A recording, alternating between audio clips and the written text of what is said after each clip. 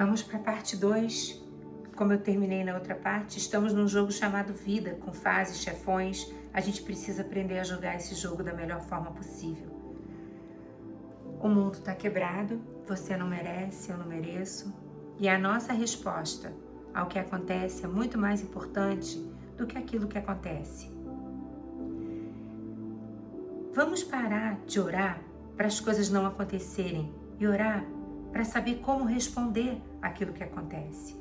Se você busca a Deus para pedir só que Ele te livre de tudo, de todas as dores, você está com o propósito errado da sua fé, porque o plano de Deus é transformar você. Injustiças, elas podem te fazer mais amargurada ou podem te fazer melhor, a escolha é tua. Quando uma pessoa te ofende, você se coloca moralmente acima dela. Ela fez uma coisa horrível e você é melhor do que ela. Então, muitas vezes, o que te impede de perdoar uma pessoa é o orgulho, porque na hora que você perdoa, você se equipara a ela, fica todo mundo igual, o jogo fica 0-0. Se você retribui, pior ainda, porque daí você, além de ficar com ressentimento do que ela fez, você fica com a culpa do que você fez para ela. Então, a coisa não funciona. E Deus já explicou isso, que a coisa não estava funcionando. Você fica sendo devedora daí. Então, cuidado, porque muitas vezes é o orgulho que impede a gente de perdoar as pessoas. O orgulho porque a gente se sente melhor do que as pessoas. A gente acha que ela é melhor. Isso, no mínimo, é insensatez. Porque a Bíblia fala disso lá em Jó, capítulo 5, versículo 2. O ressentimento mata o insensato e a inveja destrói o tolo. Lá em Jó 18:4, repitam comigo, né? Ele começa o versículo você que se dilacera de ira, deve-se abandonar a terra por sua causa? Ou devem as rochas mudar de lugar? Essa foi a resposta e o questionamento que Bildade, um amigo de Jó, fez para ele, repreendendo ele. Porque às vezes, só porque você sofre, porque eu sofro, isso não muda a ordem estável das coisas, o que é fixo, o que é imutável. Isso não muda a moral do universo só porque eu estou sofrendo. E a conclusão é que Deus, Ele não vai desmontar a criação para acomodar a tua dor. Nem as leis que governam a vida por causa disso. A realidade não muda porque você acha que ela é injusta.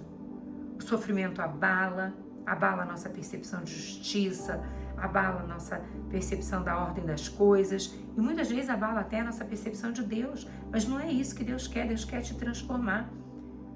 Deus não espera que você entenda, Ele espera que você não endureça o seu coração e que transforme a sua percepção para que você possa ser transformado. O ressentimento, ele é beber veneno e esperar que o outro morra.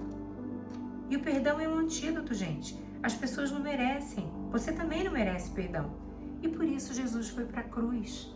Ele foi para a cruz para resolver essa parada. Tem uma frase muito interessante do Martin Luther King que ele fala que ressentimento é cegueira. Bitterness is blindness. Ressentimento é cegueira. Você fica cego. Quando você se prende ao ressentimento pelas pessoas, pelas situações, você fica cego para todas as outras coisas que Deus pode fazer na tua vida e que Deus já está fazendo. A casa que você tem, a cama que você dorme, o chuveiro que você toma um banho gostoso, o cafezinho que você toma. A sua alma, ela vai permanecer quebrada se você não usar o principal conserto, que é o perdão. Reconhece, enfrenta de forma madura. Porque aqui eu quero trazer uma coisa que eu me lembrei quando eu estava fazendo essa palavra e que veio à minha mente para eu poder compartilhar. A tua alma, ela está cheia de rachaduras por causa de ressentimento, de culpa, de luta. E essas rachaduras vão levando a cisões. Cisões podem fazer rachaduras mais profundas e uma estrutura pode realmente quebrar. Não só quebrar, como desabar. E quando as rachaduras elas se completam, elas se aprofundam, vai caindo pedaço. É como se um prato tivesse caído. E aí eu me lembrei dessa imagem de uma técnica milenar japonesa chamada kintsugi, que repara a cerâmica usando laca com pó de ouro.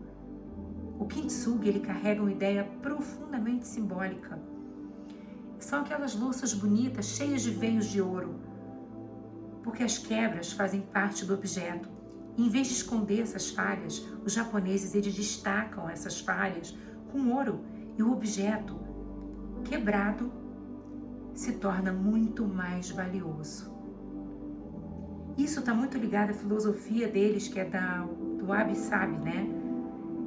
Que valoriza a imperfeição, a transitoriedade, a beleza do incompleto, que ressignifica e fica lindo. A peça restaurada por Kintsugi, ela tem muito mais valor do que a peça original. Se você for comprar uma peça de Kintsugi, você vai ver, são peças caríssimas, de louças lindas que foram quebradas, de vasos. Eles reparam vasos cheios de veios de ouro, fica a coisa mais linda do mundo.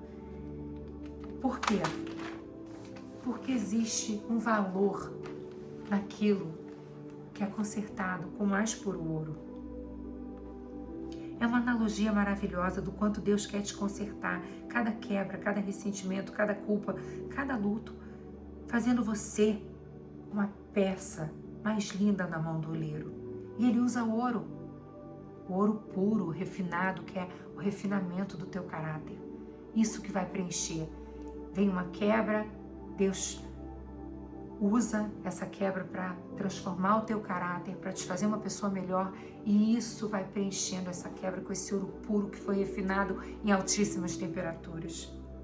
E aí eu vou perguntar para você, se eu te der um papel com um ponto preto, para você olhar para o ponto preto, e depois eu pergunto para você, você viu o contorno vermelho? Não, você não viu, porque você estava olhando para o ponto preto. É isso, é o que a gente olha, é o que a gente foca. A dor, ela ocupa esse lugar dentro da tua visão, de forma inconsciente, porque a dor distorce, ela deforma, ela entorta, ela altera a nossa percepção da realidade. Ressentimento é aquilo que fizeram para você, e culpa é o que você faz para os outros.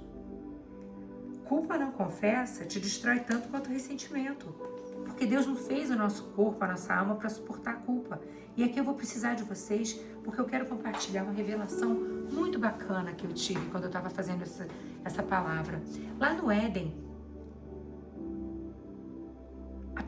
o primeiro pecado que aconteceu não foi só desobediência, houve uma consciência e uma vergonha. Isso está na nossa placa-mãe, como programa, nosso programa. Nós nascemos com a placa-mãe, onde a gente tem consciência e vergonha das coisas. Adão e Eva pecaram, eles se esconderam, eles sentiram medo, eles transferiram a culpa. Mas a culpa do Éden não foi para aprisionar. A culpa em nós, ela tem 3 papéis muito importantes. Mostrar que algo saiu do alinhamento, levar ao arrependimento e restaurar relacionamento. Então é alinhamento, arrependimento e relacionamento. O problema é quando a culpa se transforma na tua identidade. Lá em Romanos 8:1, agora, pois, não há nenhuma condenação para os que estão em Cristo Jesus. Essa é uma promessa na qual eu tenho que acreditar. Se eu tenho uma culpa de alguma coisa que eu fiz, eu confesso, eu peço perdão. Não tem nenhuma culpa, Jesus já levou essa culpa. Porque a culpa, ela diz que eu errei, mas a vergonha, ela diz que eu sou o erro. Então, lá no Éden, Adão culpa a Eva, Eva culpa a serpente. Transferência de culpa é a nossa forma de funcionar, é o nosso padrão caído até hoje. Eu te tratei mal porque você fez isso comigo. Eu fiz aquilo para você porque você tinha feito aquele outro negócio. E assim a coisa vai virando uma bola, né? E Deus, lá no Éden, ele confronta com um propósito restaurador. Ele chama o homem de volta, fazendo 3 perguntas. Onde estás? Porque eles se esconderam. Deus não estava vendo eles no Éden e perguntou, onde estás? Quem te mostrou que estavas nu? Comeste da árvore? O que Adão falou? Foi a mulher que me deste. Aí Deus perguntou para a mulher, o que foi que você fez? O que ela respondeu? A serpente me enganou e eu comi. E aí Deus declarou a serpente. Isso aqui é muito profundo. Esse texto, se você ler entendendo que ele declarou a serpente, para a serpente, o que ele falou? Uma vez que você fez isso, você quem? A serpente. Uma vez que você fez isso, maldita é você, a serpente, entre todos os rebanhos domésticos, entre todos os animais selvagens, você sobre teu ventre rastejarás, o pó comerás todo dia da sua vida. Tudo isso, gente, foi para a serpente. Presta atenção. Porém, inimizade entre você, a serpente, e a mulher. Cadê o homem? Não tem homem aqui. Não sei se vocês entenderam. Porém, inimizade entre você, a serpente, que é o pecado, e a mulher. Entre a tua descendência, da serpente, e a descendência dela, da mulher. Este lhe ferirá a cabeça.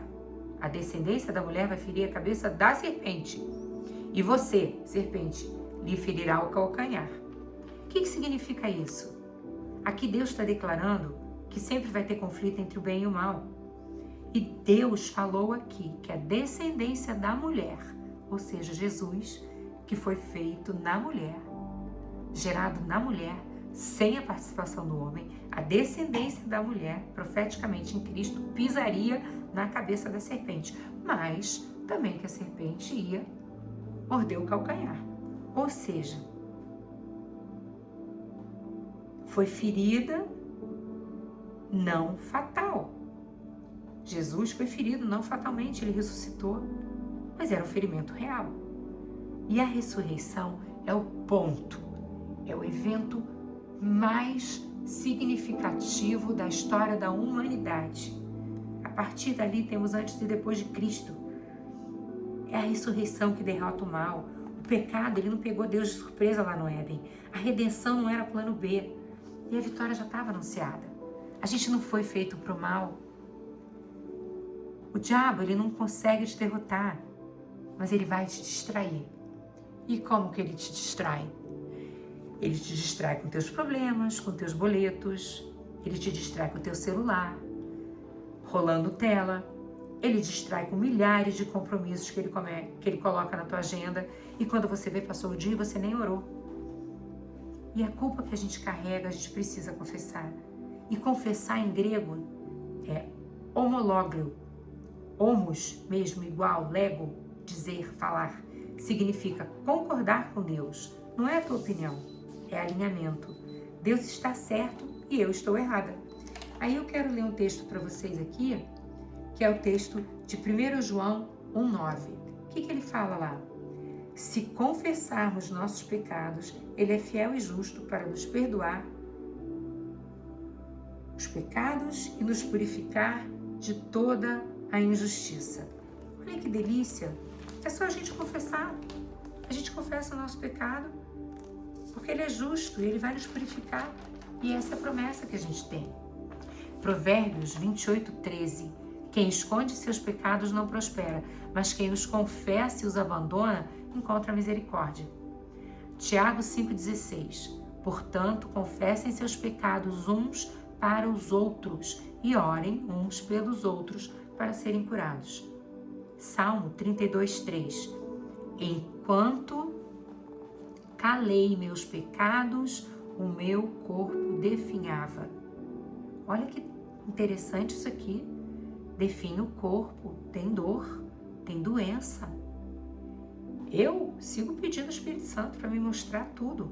Sigo confessando, porque eu tenho muitas dores. Eu pergunto, Deus, se meu corpo está definhando, o Senhor vai me mostrando e eu vou trabalhando aqui. A gente está aí nessa luta.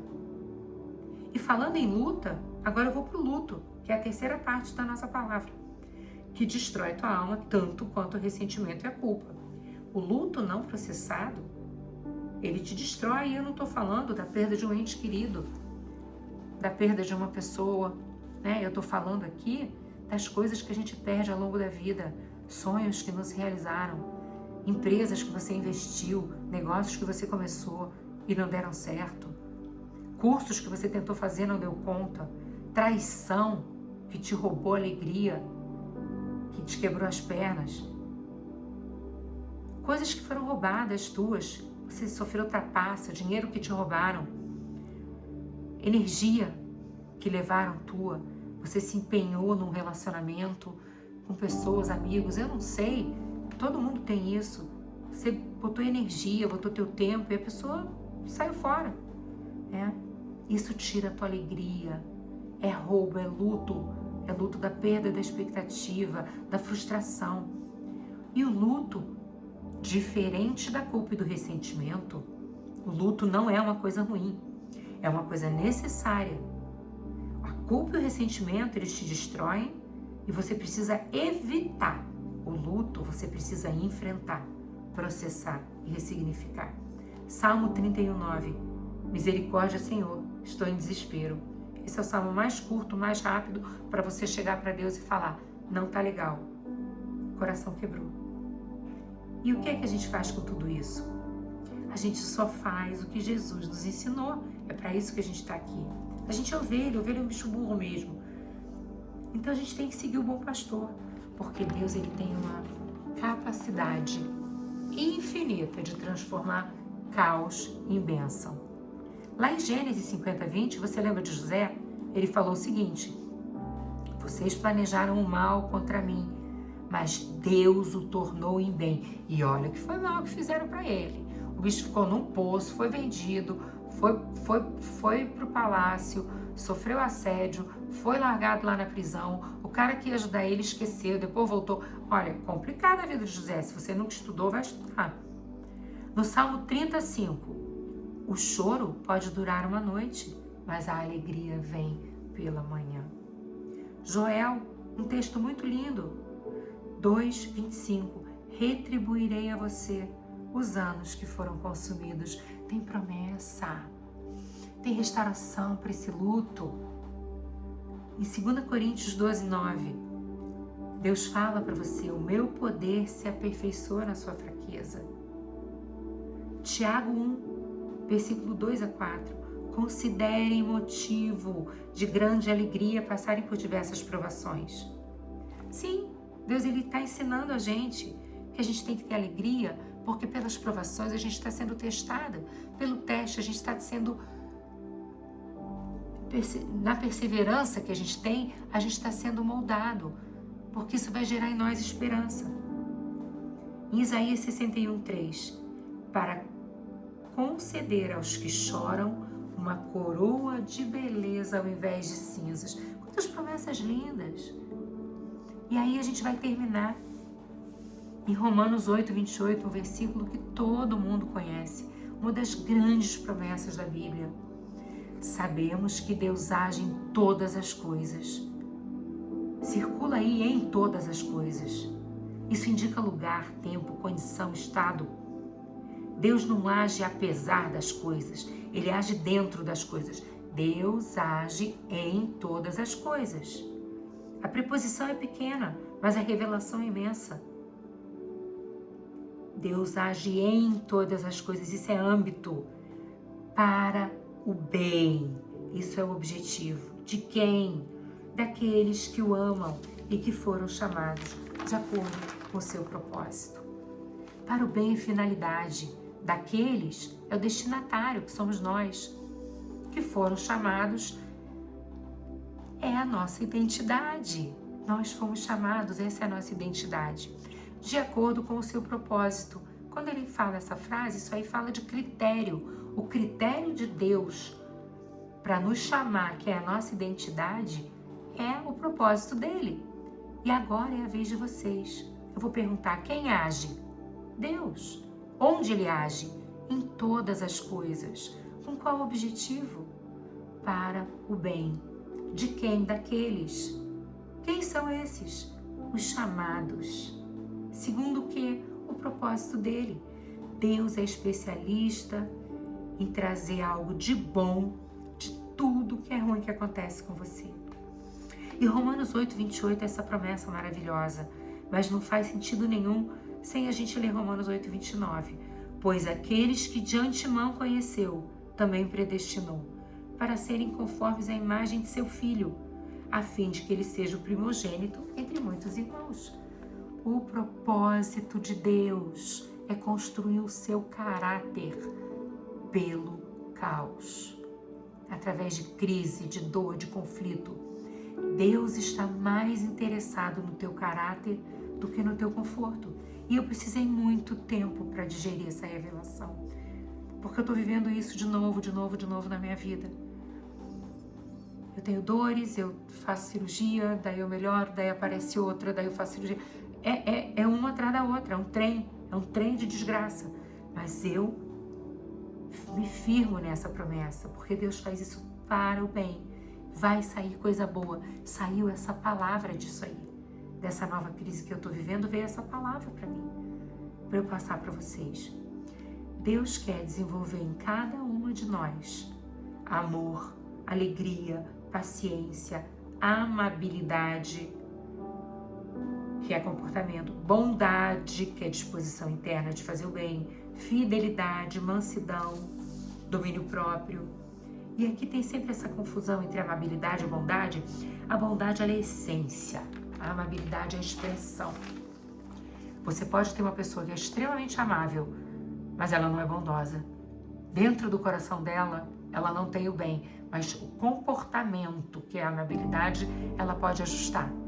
Então a gente tem que tomar um pouco de cuidado. Já uma pessoa bondosa, com uma alma bondosa, sempre vai ser gentil. E Jesus é tudo isso. E eu sempre me questionei por que na lista dos frutos do Espírito, que são 9, que eu acabei de ler para vocês, não tem humildade. Por que humildade não está lá? Porque ela é a raiz de todas as outras, é a raiz de todos os frutos. Mansidão é fruto de humildade, bondade é fruto de humildade, amabilidade é fruto de humildade, domínio próprio é fruto de humildade, alegria é fruto de humildade. Humildade é o solo onde nascem todos esses frutos. E o que você faz? Nada.